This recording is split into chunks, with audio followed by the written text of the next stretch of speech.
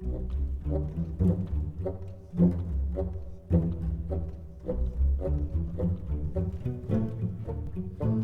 folks. Justin here. Welcome to our 1,500 subscriber celebration. Thank you all for submitting your questions. I was really overwhelmed by the response. It's been really cool doing all this. And it's easy to forget that we just started doing this channel just a couple months ago. It's been a lot of fun. I've had some great back and forths with some people who have commented on our videos. I've learned a lot of things about the game, and the feedback I've gotten from everybody has been wonderful, both because it's been super positive, and because it's helping me understand the game better and appreciate the game better. And I hopefully am able to do a little bit of something like that for you guys as well. So we have ourselves 16 packs because actually, since we announced that we hit 1,500 subscribers, we are probably going to hit 1,600 subscribers tonight. So 16 packs seemed appropriate, one for every 100 subscribers we've gotten in the last couple of months. And we'll open packs as we answer these questions. So without further ado, we're going to start with my girlfriend was kind enough to separate the questions into two sections, one gaming related and one about my personal life. And so we're going to start with the gaming questions, which is probably what more people are interested in. And then the second half, we will have questions about me. So here we go. Sackman Do writes, what colors generally coincide to what archetypes, control, aggro, mid-range, etc.? What are the best legendary cards for each class? Great question, Sackman Do. As far as what the best legendary creatures are, or legendary cards for each class are, I'll take a look at a couple real quick. I believe we can sort by legendary. And there's some, of course, that I don't have. Quite a few in red, of course.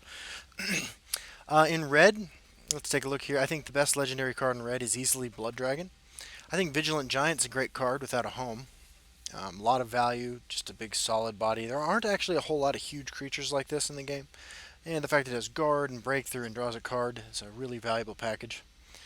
But Blood Dragon is just an exceptionally over the curve card. And when I say over the curve, I mean you spend 5 Magicka, you don't expect to get this much stat-wise or ability-wise in a single creature. And the fact that it's not unique means that anybody who's playing a deck with red in it is probably obligated to spend a lot of soul shards getting themselves a Blood Dragon. Let's go to blue. I think this one is a little more complicated. Daggerfall Mage is a really good card. It's sort of a boring legendary, but it's kind of like the Vigilant Giant. It's got a lot of value. But I like it a lot. Supreme Atromancer is a fantastically powerful card. Again, a lot more value than you expect to get for that magic cost. I think the Dragon Priest, Nakreen, probably has the largest impact on the meta. But there are rumors, of course, that that card is being nerfed. By the way, I haven't commented on the nerfs because at this point they're just a rumor, and it seems a little irresponsible to be spreading that sort of information around if it's not true. If you're interested in it, you can of course find those rumors on Reddit. Essential legendaries for willpower. Well, I think the only really essential legendary in willpower is probably Maroc, and it's not even the kind of card that goes in every willpower deck, but it is a totally unique ability in the game. It goes in every control deck that can run it, and it's really powerful. Descendant of Alkosh is really powerful. It can escalate out of control, really wildly, but I don't think that it is essential. And there are even some decks that could benefit from it that do really well without it. Dawnbreaker is a really good card. It's pretty underplayed in my opinion. 4/4 buff for 4 is great rate. Hovinger Marauder is not a bad card. Green legendaries. Here you see quite a bit of power. Ungolem is one of the best cards in the game. Specifically because a 2/1 for 1 is not a bad rate at all. You're going to get, unless your opponent has Murkwater Witch, you're going to get at least a 1-for-1 value trade out of that in the early game and push a little damage. It's really great. And then if you ever draw a single Brotherhood Assassin, you are way ahead. Quinral Burglar is a really powerful card that usually, it kind of suffers the same fate as Markarth Bannerman. Your opponent can probably remove it. If they don't, you're going to win. Tazcad, another one of the best cards in the game. The largest charge creature. The one of the stickiest minions, if you will. Like it's a Hearthstone term. This card is gonna provide value even if it's immediately destroyed. And yeah, this is the only really essential ones, I guess. Purple, I think it's a clear Blood Magic Lord and Nahag Leave win here. Although Blackmarsh Warden is a really powerful card, saw a lot of play in the first couple seasons of Open Beta. Hasn't been as popular lately, but I think it's a great card. Bone Colossus, incredibly powerful card. Iron Atronach, very powerful card. A lot of these are really powerful cards, but I think Blood Magic Lord and Nahag Leave are a step above even the power level of those other ones. As far as these go, Red Brahmin, essential to Scout, I think.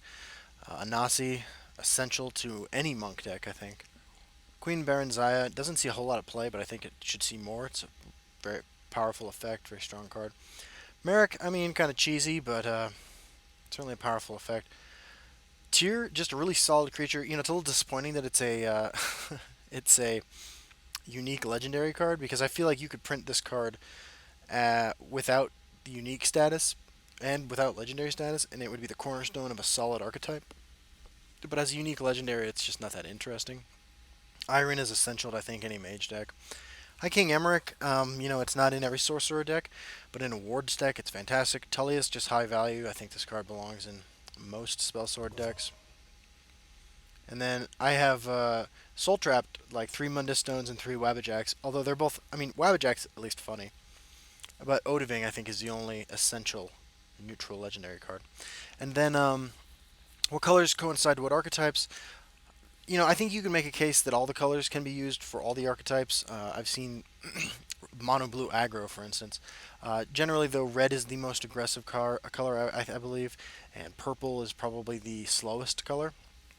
Take from that what you will. Green fits in the has some of the best cards in all of those slots. I think the best late game cards are probably situated in blue and purple. So, thank you for the question, Sacmandu.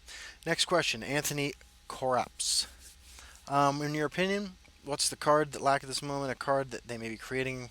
What's the character from the series you would like to see in a card, and what effect would they have? What's the hardest thing about coming out of prison? So, that's several questions there. We'll start from the beginning. What card is the game lacking? I've said before that I really would love to see a card that is just 3 Magicka, purple card that says you gain 1 max Magicka, draw a card. I would love to see that. I love those kinds of cards. Um, I don't think the game's lacking it, though. I don't think the game needs it, especially since Hisgrove was introduced. As far as what they're missing, I'd like to see more rule creating effects in red. I think that the card that says actions cost 2 more is really interesting and indicative of a direction that they could take red cards, sort of like a prison strategy in Magic. I think that that would fit nicely into red. I think you could have cards that, you know, don't let prophecy cards trigger. I think red would be the color where that belongs. You could have a red card that, when it came into play, silenced all creatures. I think that would be pretty reasonable, including your own. Those sorts of effects, I think, are sort of lacking from red, and it's one of the reasons red feels like it's the most one-dimensional color. And character from the series, I'd love to see a card that represented Sheogorath besides the Wabbajak. Um, it's difficult to imagine a way right now where the Daedric Princes would be represented in card form, but I think that you could do support cards that, like, the Trial of Hercene or something like that, that put a quest before you. Something simple like trigger 3 last gasps. When you trigger your 3rd last gasp of the game, sacrifice this and do this.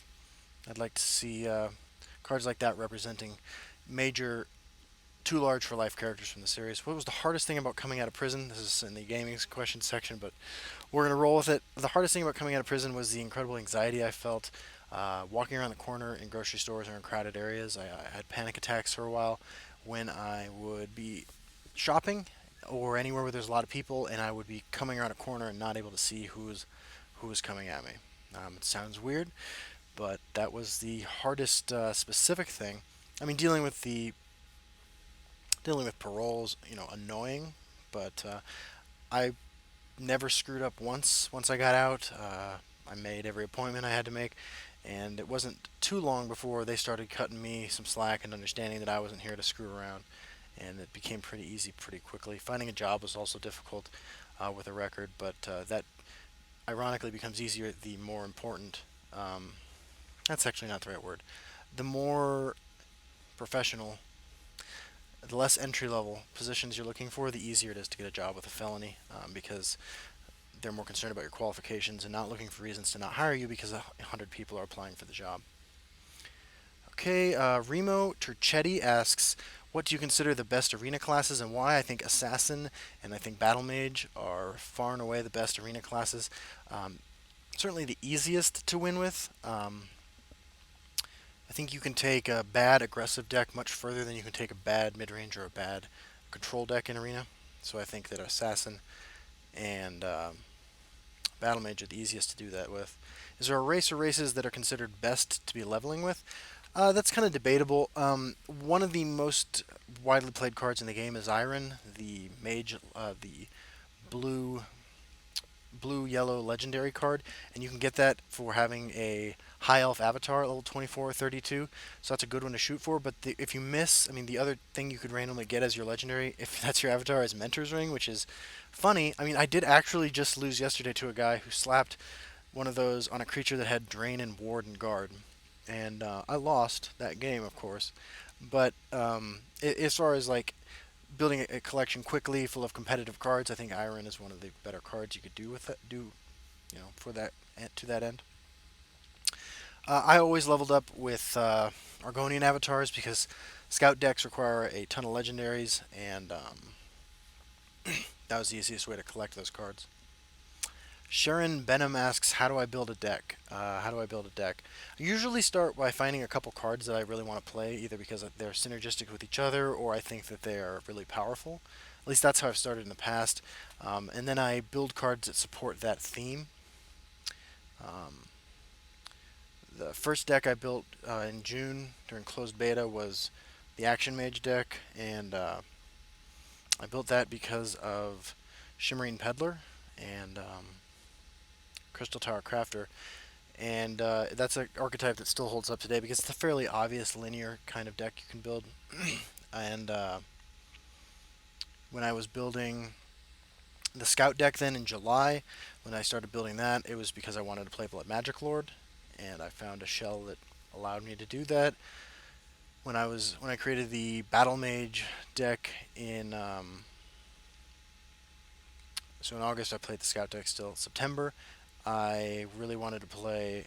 Well, I had some Relentless Raiders because I was trying to build the Wisp Mother deck, which I could not get to work it with any consistency worth talking about. And so I wanted to do something with that card, and was really interested in finding a deck that could beat Mage. And so I guess in that case, I was beginning to think more about the meta and less about just building a deck. But Mage being such a bad matchup for Scout was sort of the impetus for building the Battle Mage deck.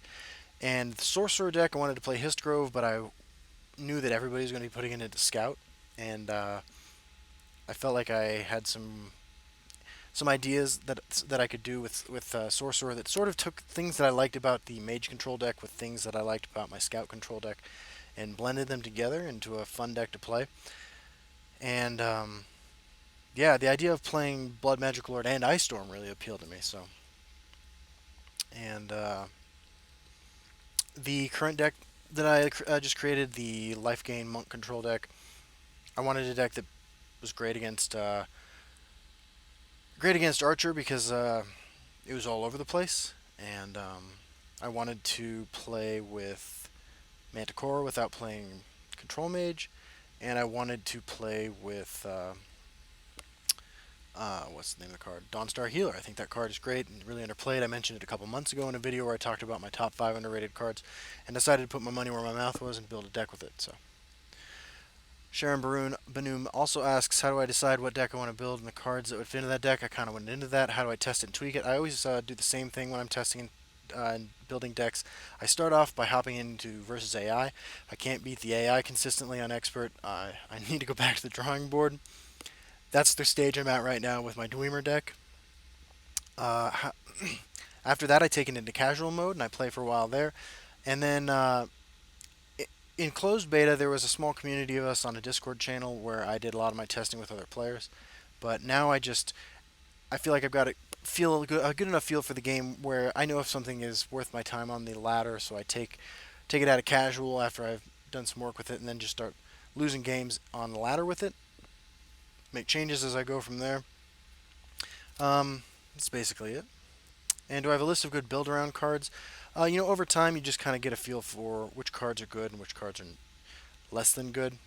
Um, I'm never going to put cards with no abilities in my decks, for instance.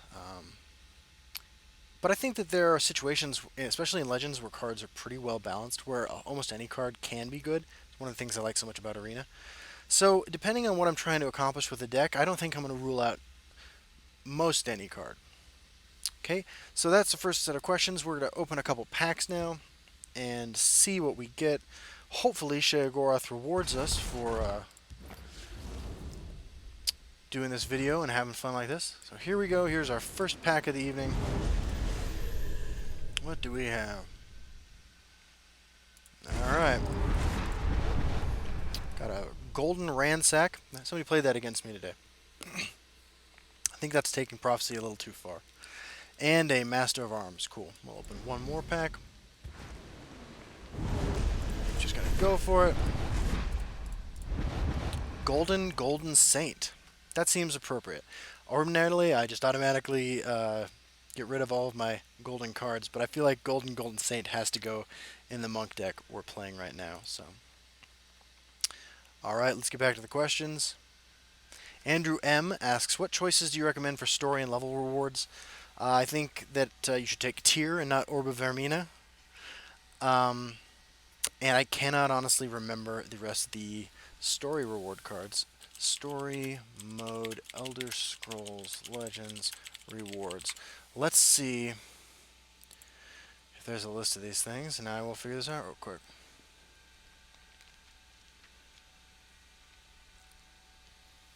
Most of the cards, like when you choose like Cast Out, those are rare cards. It's not hugely important, and there aren't any that are super gonna matter, like, that are gonna matter a whole lot.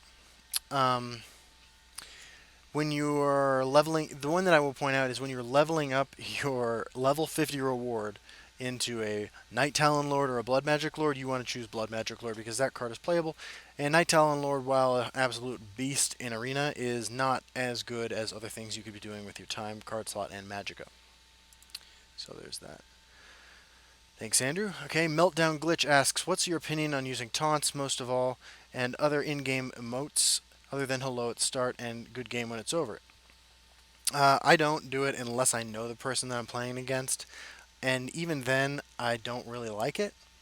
When I'm playing by myself, not recording, I used to just automatically squelch everybody. That's something I started doing in Hearthstone, just automatically muting my opponent. But when I started playing this game, and after a while, people started sending me messages like, "Why didn't you say hello to me while we were playing?" And I was like, "Well, I'm not trying to be an asshole. Like, I just, part of what I enjoy about the game is the strategic aspect of it, and I had neglected to consider how my not participating in the social interaction that could be important to somebody else who's just genuinely being a nice person. I didn't consider how important that could be to other people's experiences. So now I don't mute people automatically anymore, but I don't really do it. I think it's bad form to spam them a lot. I know people like to do it. I don't really understand the motivation behind it. It's not my thing. But I will say that when I was playing Hearthstone, if like somebody was spamming emotes to me and then I ended up winning the game somehow, like I would sink to their level and spam some emotes back before I dealt the killing blow. So I am guilty of that too, and I guess I understand the visceral appeal in that situation, but ordinarily, it's just not really my thing. Jesse Hogan asks, "Do you think Elder Scrolls Legend is a better game than Hearthstone, and if so, why?" I do think it's a better game than Hearthstone for a couple reasons. First of all, I think the lore is much more interesting. I think the Elder Scrolls series is a tremendous world that you can look at, and while World of Warcraft and Warcraft in general has certainly a long and storied lore, I've never found myself interested in it, despite having played Warcraft and Hearthstone. I don't know anything about it, and the Elder Scrolls series has always kind of sucked me in, and I've thought a lot about it. while playing it. It's been important to my gaming experience with those games. Beyond the lore, I think the game board looks a lot better. I think the cards look more. I feel less embarrassed to be looking at the the game board when I'm playing, which is sort of silly, but I mean that's my honest opinion. And I think that Hearthstone has a couple problems with their card design philosophy. Over time, it seems like most of the classes are diverging towards a sort of less than unique position. And there, I mean, what I mean by that is, I think that given enough time and given the trajectory of the design of Hearthstone cards, uh, all classes will be doing basically the same things or have access to the same abilities. I like that in Elder Scrolls Legends, the different colors are, in my opinion, fairly clearly differentiated from one another in terms of what the colors can do. And the fact that you then mix the colors together creates a whole variety of flavors. 10, of course. But I mean, I think that the fact that you're able to look at these things as things red can do, where is important, and I don't think you can do that in Hearthstone. Additionally, the I feel like the randomness of Hearthstone is incredibly irritating. Although I think it's overplayed a little bit in comparison to Elder Scrolls Legend, there is certainly randomness in Elder Scrolls Legends. Um, I don't think it's a great argument, but I think that there is some truth to it. Okay, Joel Baker 201 asks, "What is my favorite card lore-wise?" That is a great question. What is my favorite card lore-wise? Well, two new cards, the golden cards, huh? Oh man, I do like Anasi. I mean, I played Morrowind about a year ago. As you know, if you've watched my video where the 1,000 subscriber celebration, I sort of missed out on the experiences that people were supposed to have when they were young, as far as gaming goes. So I didn't get into Oblivion, Morrowind, Skyrim until pretty recently. But I like Anasi. Um, yeah, it's tough to go with anyone else now that I think about that. Adoring Fan is funny as well. I do like all the Dwemer cards. I like the sound they make. It makes me think of crawling through the dungeons that are full of Dweemers and collecting their Dweemer oil and their soul shards. So I think that the Dweemer cards feel really cool. Of course, I've been killed by Slaughterfish. I think that the fact that they grow is pretty fun. Portcullis, I'm not sure where that's from. I've never gotten to the end of Skyrim, so I don't actually know what role Odving plays in all this. I just end up like wandering around and goofing off and not accomplishing anything in that game for a long time. Probably have 150, 200 hours logged to it, and I've never beaten it or come anywhere close to completing the main campaign. And one more question before we open some packs. It's Just G asks, "What deck colors are top tier in Arena? I'm new to the game, but I've played Hearthstone since beta as well." I believe that, like I said, Battle Mage and Assassin are the easiest to win with. I think that one of the best decks you could theoretically draft is a Monk deck with multiple copies of Master of Thieves. I've done that a few times. It's almost unstoppable. But I think the easiest decks to get a lot of wins with are Battle Mage and Assassin. You can make a great argument. I would say that the third color combination, then would probably be Mage, and Mage is certainly the best option. I think if you're trying to play some sort of control deck, but it's a lot harder. It's a lot easier, like I said, to build a crappy aggro deck than it is to build a crappy control deck. So we're gonna open a couple more packs. Continue the celebration moving. Got a raiding party, a leaf lurker. Good times. Hist speaker. Alright, one more pack now.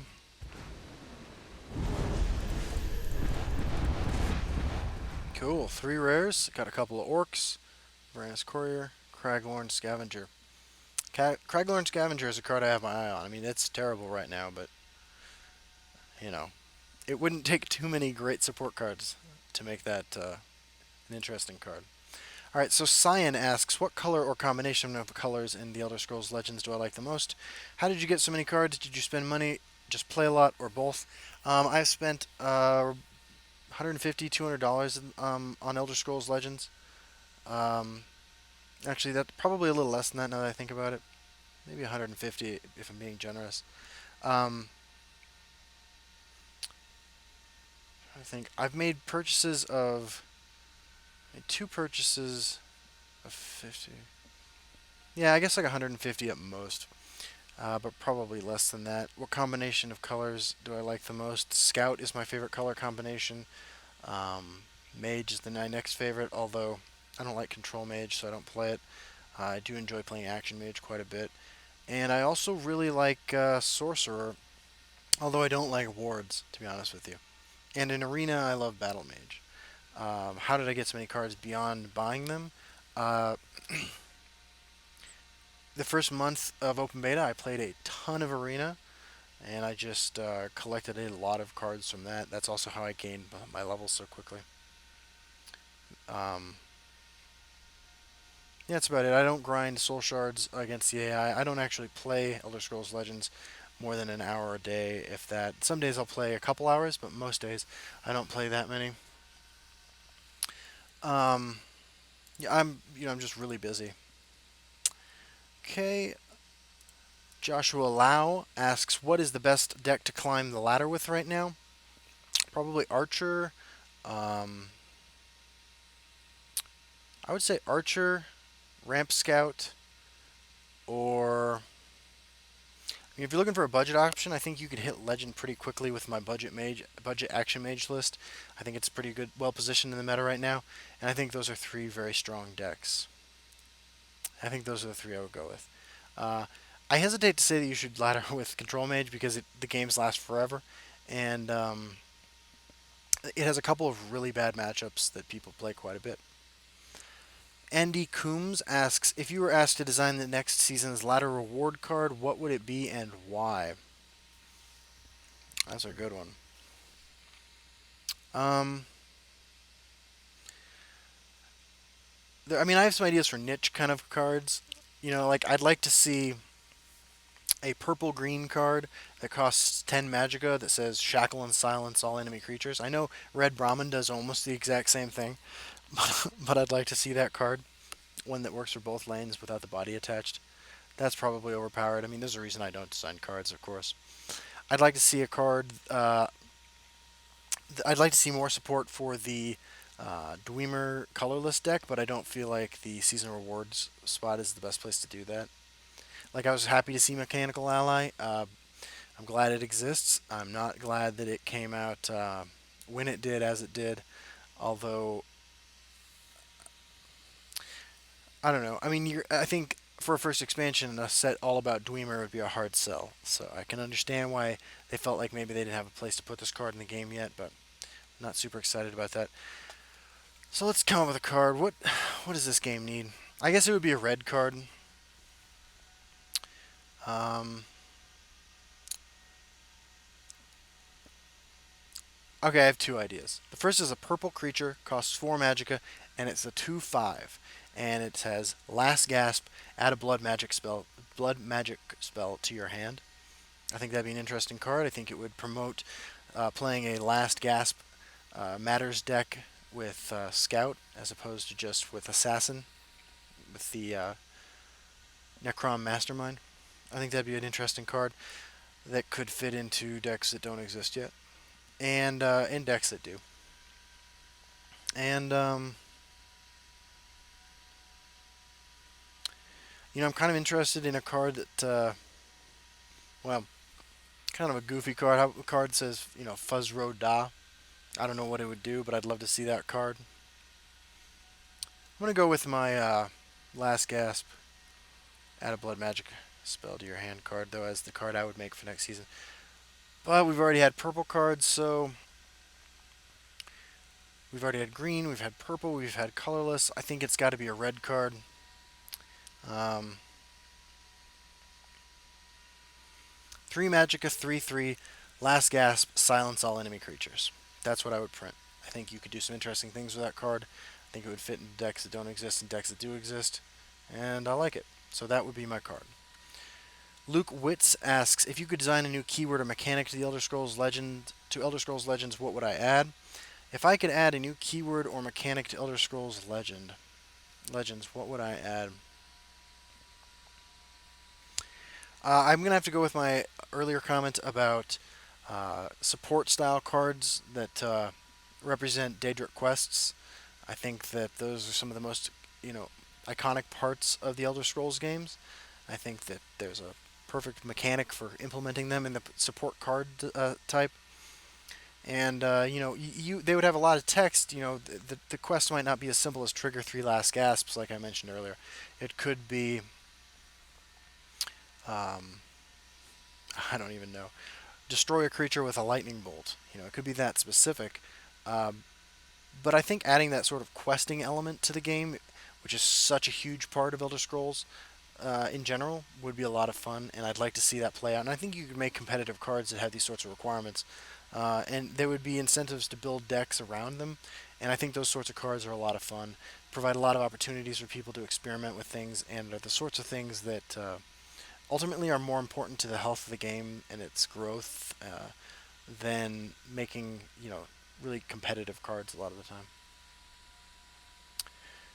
Rastago asks, are you going to post a video with your thoughts on the leaked nerfs? I addressed this a little bit earlier. I am not. When they are officially announced, if those are real, then I will definitely be releasing a video where I talk about what I think the impact is going to be, because I think that's important. But right now, I just, irresponsible is probably too stern a word. I'm more interested in just having a good time, enjoying this game, and helping people be better at it, and spreading the word about the game. And I don't feel like addressing something like that that may or may not be real is serving the ends that I'm trying to accomplish with this game. I'm sure people would watch the video, but it just doesn't feel like something that is in line with my goals. Stouts asks, which deck class do I enjoy playing the most and why? My favorite deck to play is the Scout Ramp deck. The list has not changed a whole lot since the introduction of Histgrove, but I just think it's a lot of fun. I love playing it, and it's one of the decks that when I'm just sitting around playing by myself, um, I go to automatically. Although I have to say, I've really fallen in love with the Big Dumb Sorcerer deck that I created last season. I think that deck is a lot less polished. Um, I've had the benefit of working on the Scout deck since July. Um, but I think that a Sorcerer Control deck is something that has some room for growth still that I'd like to put some time into.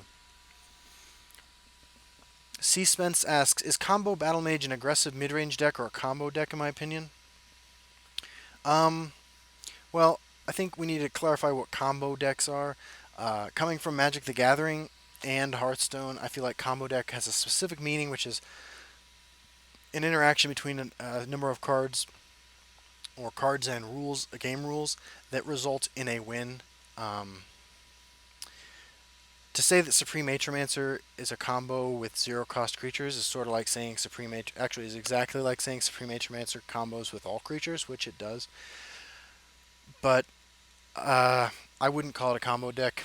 I think it's an interesting deck. I think it's a good deck. I think it's a control deck. Um,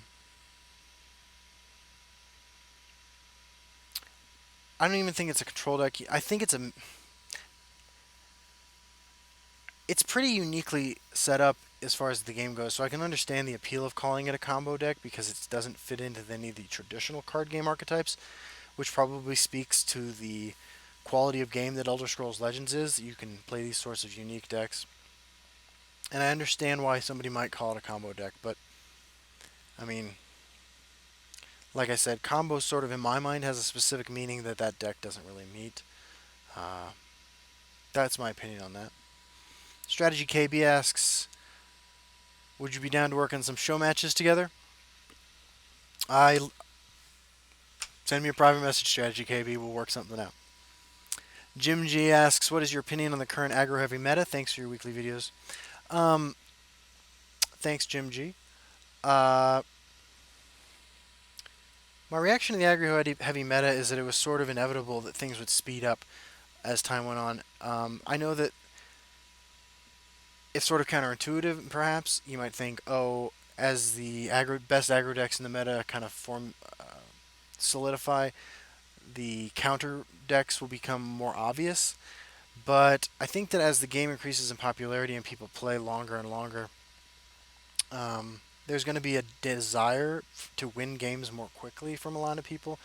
I think new players are going to be more interested in playing games that are more linear and straightforward, which not to say aggro is easier to navigate, because I think one of the easiest decks in the game to play is Control Mage, as an example. Um, and certainly in Archer, it may feel when you're on the losing end of it that Archer is one of the most incredibly easy decks to play, but I actually think Archer is a fairly complicated deck to play correctly. Um, what is my opinion of it? I don't like playing aggro personally. I like playing control, and I really love playing mid range and ramp type of decks. So I guess I don't like aggro heavy metas in general, but it does provide a fun opportunity, in my opinion, to find a good way to counter it. I think that I don't think the meta is solved yet. I think that there is still a lot of room to grow in it, and I think when you get a couple of good aggro lists, which are perhaps easier to build, they're going to flourish. And I think that's what's happened here. Okay, let's open a couple packs.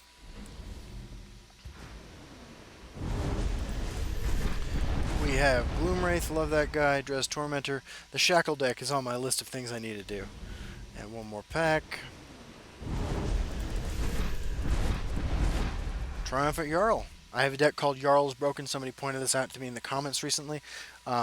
I try to leave Easter eggs actually sometimes for people who are watching with my deck titles. There's some fairly ridiculous ones. But yeah, Triumphant Jarl. Okay. Mabo asks, question, what do you think about the idea of a puzzle mode in Elder Scrolls Legends? A scripted game situation after you win in a few turns. There's only one solution to the problem, and you have to do the right decision to win. I think that's a fantastic idea. I love that idea, and I would love to play those games. That's there's an old series called Magic the Puzzling in this magazine, and there are old copies of these magazines. One of the guys in prison had them, and I really enjoyed reading those. So, what do I think about the? Yeah, I think that's a great idea, Mabo. Gaming Neutral asks, what is my favorite creature action combo in the game? Favorite creature action combo. That's a great question. Um, well, this is sort of a cheating answer, but I love the combination of uh, Blood Magic Lord and the Blood Magic spell that shackles the lane. I love getting that combo so that I can likely guarantee myself another Blood Magic spell the following turn. But beyond that, I mean, Winter's Grasp plus Dres Tormentor is fantastic, although difficult to set up. Dres Tormentor is pretty weak.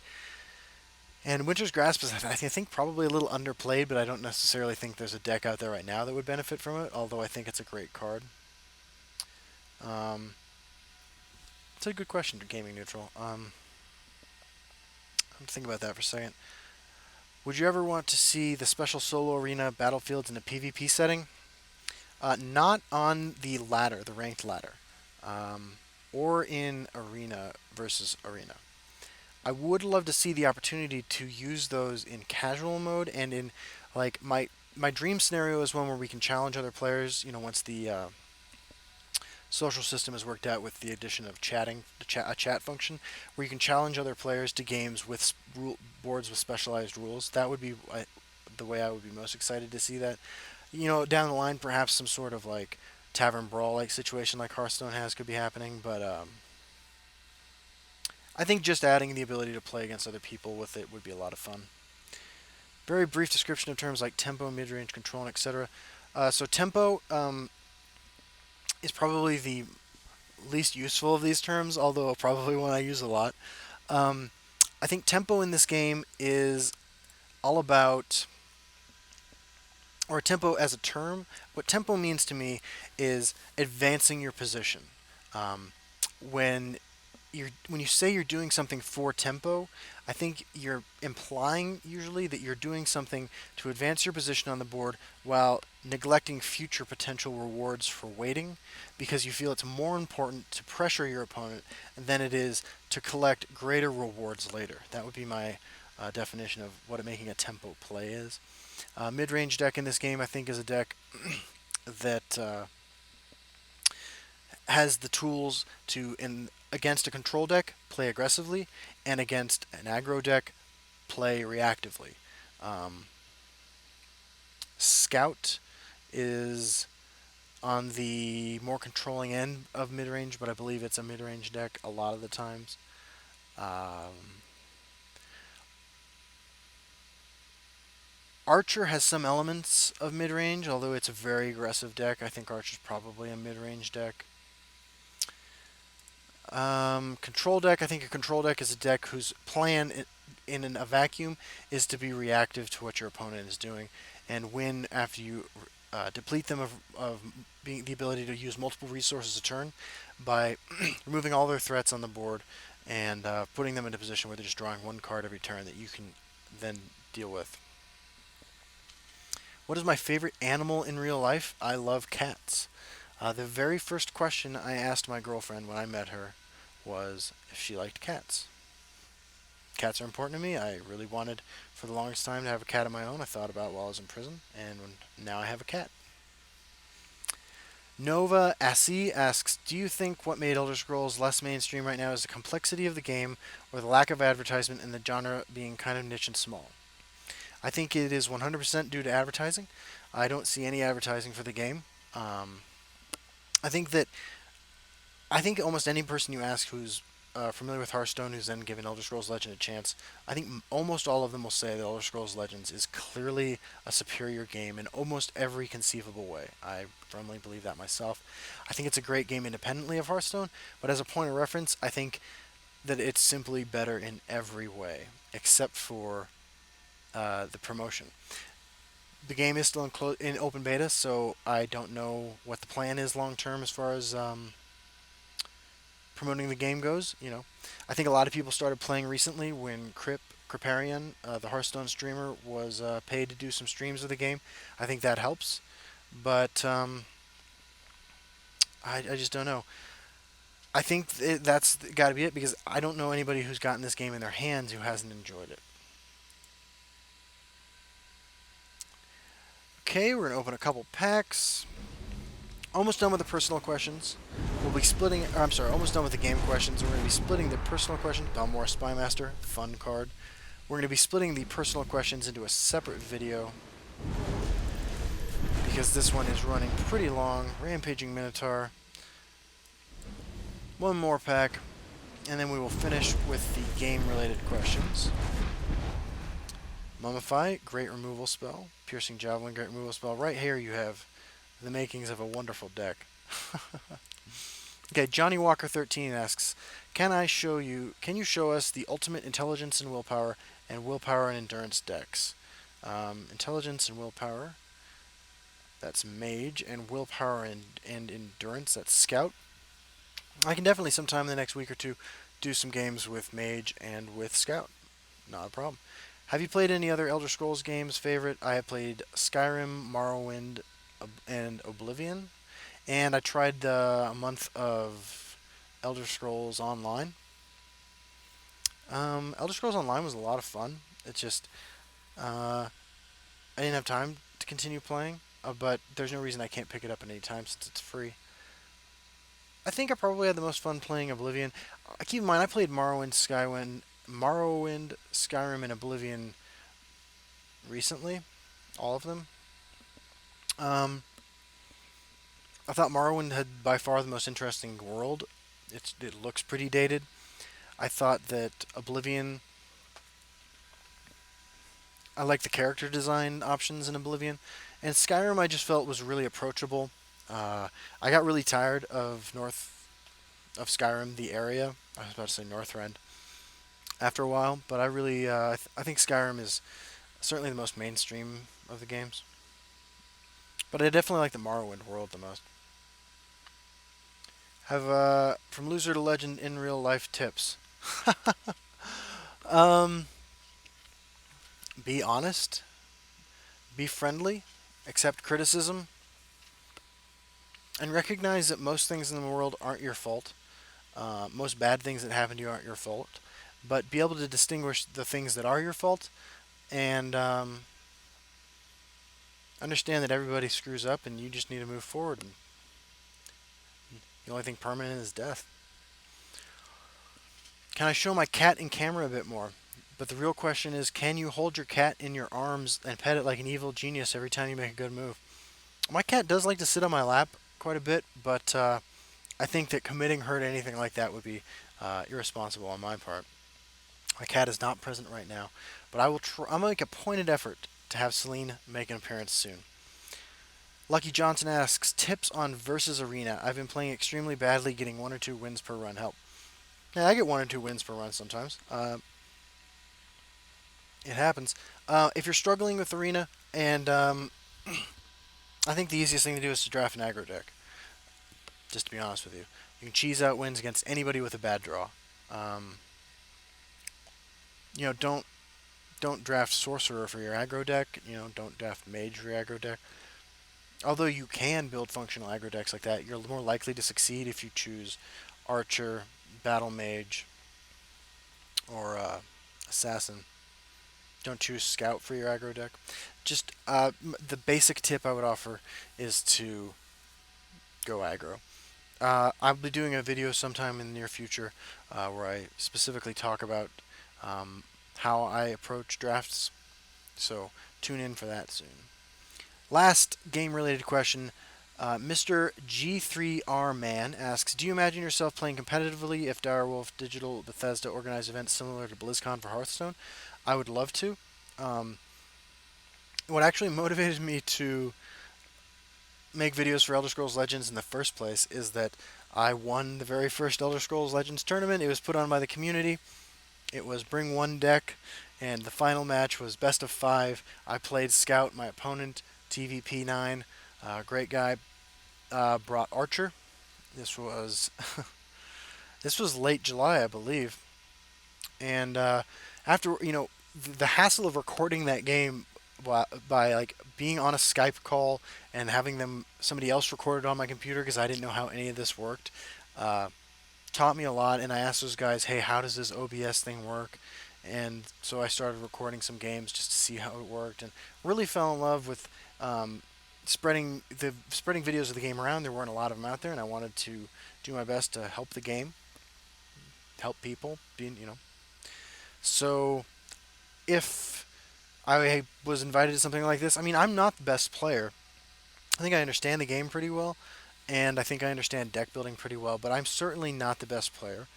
Uh, but if I was invited, I would be honored, and I would love to go and participate.